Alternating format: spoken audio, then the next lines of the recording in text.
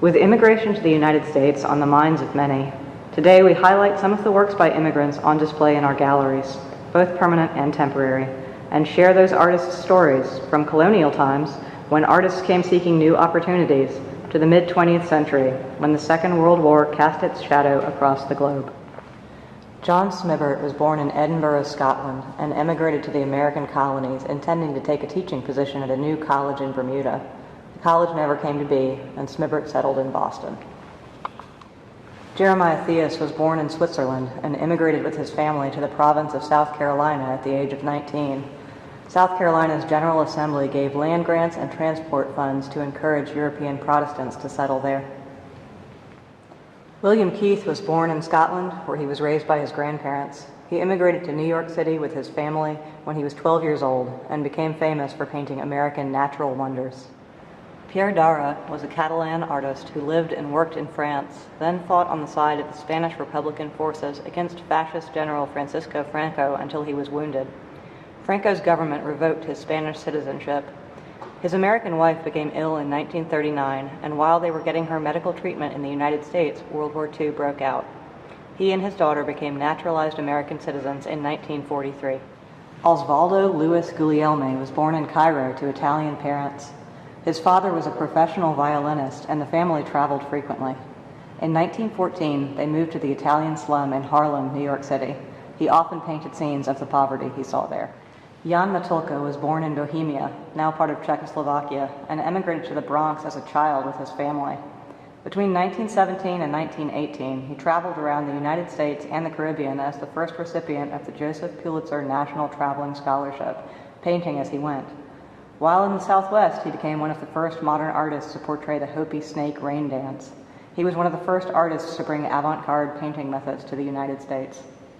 Ben Shahn was born in what is now Lithuania and was then part of the Russian Empire. His father was exiled to Siberia for possible revolutionary activities in 1902, but fled, and the family immigrated to Brooklyn in 1906. Shahn worked for the Farm Security Administration during the Depression, alongside Walker Evans and Dorothea Lange. With his wife, he painted murals for the Bronx post office inspired by Walt Whitman's poem, I See America Working. Bror Julius Olsson Nordfeldt was born in Sweden and emigrated to the United States with his family when he was a child. He registered for the draft during World War I and supervised the camouflage of merchant ships in San Francisco. He is well known for his paintings of New Mexico's indigenous culture. One of the most influential artists of the 20th century, Willem de Kooning, was born in the Netherlands and immigrated to the United States as a stowaway on an English ship bound for Argentina, seeking the American dream. He worked for the Federal Art Project during the Depression, but had to stop because he was not an American citizen. He was naturalized in 1962 and received the Presidential Medal of Freedom in 1964. Philip Guston was born in Montreal, Canada, where his Ukrainian Jewish parents had fled to escape persecution. He moved with his family to Los Angeles as a child, where they encountered further persecution by the Ku Klux Klan, and his father hanged himself. In 1931, Guston and the artist Reuben Kadish painted a mural to raise money for the defense of the young African-American men known as the Scottsboro Boys, unjustly accused of raping 2 white women on a train. The Los Angeles police defaced the mural but were found not guilty. Guston worked for the Works Progress Administration, painting a post office mural in Commerce, Georgia, then turned to abstraction before formulating a new style of representational art that remains influential even in the 21st century. Ilya Bolotowsky was born to Jewish parents in St. Petersburg, Russia. He immigrated to the United States in 1923, settling in New York City. He is well known for his geometric abstractions and for co-founding the group American Abstract Artists. Arshil Gorky was born Vostanak Manug Adoyan in Korgum in the Ottoman Empire. He fled the Armenian genocide at the age of 13 and emigrated to the United States a few years later. He was one of the first artists employed by the Works Progress Administration during the Great Depression, and his work was extremely influential on the abstract expressionists and others. Hans Hofmann was born in Bavaria, where he worked as a scientist and engineer until he immigrated to the United States in 1932.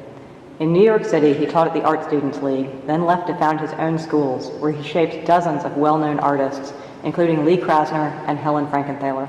Hedda Stern was born in Bucharest, Romania, and narrowly escaped from the Nazis in 1941 when she fled to New York City.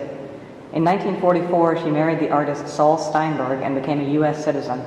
She was the only woman in the famous photograph of the Irascibles in Life magazine. Mark Rothko was born in the Russian Empire, in what is now Latvia, into a Jewish intellectual family. Worried that his older sons were about to be drafted into the Russian army, Rothko's father immigrated to the United States, and Mark, his mother, and his sister followed shortly thereafter. He began pursuing art in the 1920s when he took classes at the Art Students League in New York City and met Gorky. He became a U.S. citizen in 1938, fearing that the Nazi influence in Europe would lead to the deportation of Jews in America, and changed his name from Rothkowitz to Rothko. Jimmy Ernst was born in Cologne, Germany, to surrealist painter Max Ernst and Louise Strauss, a well-known Jewish intellectual. In February 1933, a month after Adolf Hitler became Chancellor of Germany, the SS searched her apartment. Jimmy went to live with his grandfather and immigrated to New York City in 1938. He successfully petitioned for the release of his father from internment, but his mother was sent to Auschwitz concentration camp, where she died.